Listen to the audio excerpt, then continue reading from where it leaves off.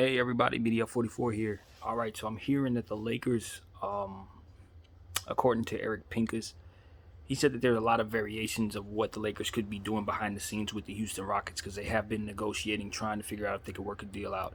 He doesn't believe that the Lakers are going to do a Wall versus Westbrook deal. He doesn't believe that that's going to happen, but he can see a scenario himself where the Lakers do acquire Eric Gordon in a multi-team trade. So that's just something I thought I'd bring to you guys since it just flashed across my screen as I was looking at Facebook.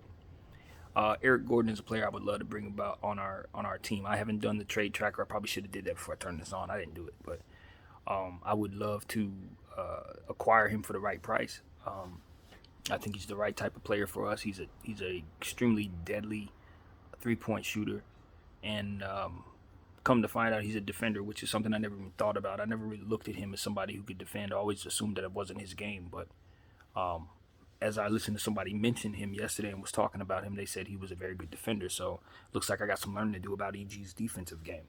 But I remember when he played for the Clippers, he was like a youngster. That dude had a 50-point game. Like he had games with the New Orleans Pelicans where he went off pretty huge, and of course he's had a fantastic career with the Houston Rockets where he's just been steady as one of their main weapons for probably almost half a decade now, maybe a little more than that. So EG's a guy who's familiar with this LA area, could play in this market, and that's important because I think that's what it is. I read something.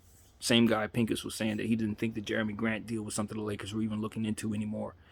They're kind of moving on because basically what was said was that Jeremy Grant wants to not play behind Bron James and kind of be a third string star at this stage of his career. He still wants to seek out a number one role.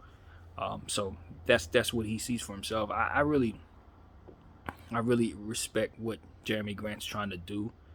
I think you have to take your own path and see where it takes you. Maybe it leads him where he wants to go. But I don't think he's a number one guy. I don't even know that he's a number two guy. But that's not for me to define. That's for him to define this league. So good luck to him. I think the Lakers would not have won that negotiation anyway. But anyway, back to the Eric Gordon situation. Now, the only real package the Lakers probably have is THT, Kendrick Nunn, and the first round pick of 2027. They can pick and choose if they want to throw in the Rondo 2.6, I think it was 2.6 or something like that, $1 million trade exception, and then they have, of course, a bunch of $1.2 million contracts that are probably not worth much, and I think probably some second round picks or something like that we could probably toss in there. I'm not certain if we have those or not, but the point is, we don't have the most compelling trade package, so whatever it is that we're doing this for, we better make sure it's the right thing. Now, EG at this point stage in his career is durable. He's still very much in his prime. He's not older. I think he's probably like 30, but I mean, he's still got some really good years left in him. I think maybe a little older than that, but he's still got it. He's still very much serviceable, and more so serviceable than he's still good is the word, and I think acquiring him would help us a great deal, but he still would not be enough. We would have to do other things to of course address our needs. But you talk about a guy you can bring in and truly see helping our lineup. Heck yeah, man. EG, a lineup with him, Malik Monk, LeBron James, Anthony Davis. That's a hell of a lineup, man. It's a hell of a lineup. LeBron James would be the facilitator, but he would have two pure shooters on the floor at all times, and that would give us a dynamic that would be really hard to beat. Especially if AD's healthy. That Westbrook would have EG to help him. Some of those situations where Westbrook kind of finds himself stuck in situations, EG would be right there to receive those passes and be able to flick off some 3-point shots or create something. I like what his addition would be for our team quite a bit, actually. It just depends on what we're giving up. It just depends on what you're giving up, because you got to understand, even though we don't value THT that much, and he does have issues defensively, he has missed assignments, things of that nature. People call it out all the time. I don't speak about his defensive issues enough, but he reads things wrong sometimes.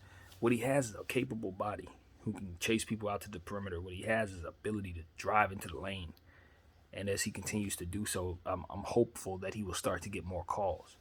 But what he does is create a slashing dynamic, a defensive dynamic with his body, and a 3-point shooting dynamic when he's right. He has a lot of little skills that he can give you, capabilities, things that he can work on to make him a better player. So you better be careful when you give him up. You're gonna miss what it is that he brings to the table when he's right. And as he continues to get better, he's going to continue to ascend in talent, in value rather. So I've had this conversation today in this camera, but I say the same as it pertains to involving him in this trade for EG. EG is going to be an addition, but you're going to miss that upside with THT once you let that go. So you had better make sure that when you add him to a deal, it's the one that's going to give you exactly what it is that you're hoping to get. And while I like EG, I'm not sure I want to give up THT, the upside of THT, to acquire him. That's where it becomes a snag. And that's the same problem I had in regards to Terrence Ross when we were talking about Terrence Ross this morning. I like those type of players, but THT going to be better than them. He's going to be a higher level player than both of those guys when he fully develops. So I think THT is going to be closer to, I don't want to be blasphemous, but I see THT turning to like where Brandon Ingram is right now. That's who he's going to be in about 4 or 5 years. So I don't play around like that. I don't think of him as somebody who's going to stay the way he is or turn into just a really good role player. Now, THT has all-star appearances in his future if he continues to work on his game and gets, work on his basketball IQ. Because the mechanics and the capability it's already there. You already see it. So, yeah, I'm hesitant to give him up. It's not that that I'm unwilling to trade him. It's just I want back something very good for him. Jeremy Grant was like the start for me. That's a good bar. If I'm gonna give THT none up, Jeremy Grant's pretty good. But EG, almost there. Terrence Ross, no. You see what I'm saying? That's just how I value it. Not to say that THT's earned that. He has not. But just like we were thinking when we paid him, we know what he's going to be. So we value that to a degree as well. So that's my thing, But as far as in a vacuum, if I could acquire EG, let's say he was a guy who found himself without a team, of course, we got to sign that dude. You know what I mean? There's no way you don't see him as a good piece to this team, especially with LeBron James on it. Perfect player to play with Ron. So I get it. I would definitely be happy if we acquired him. I'm just not sure of the price tag, That's my only thing. So we'll see. And obviously with a 3-team trade, you'd be getting back other stuff too. So hopefully we can finesse it so that we can turn our team around somehow, with a move like that. We'll see. My name is BDF44. Thank you all for watching. I'm out.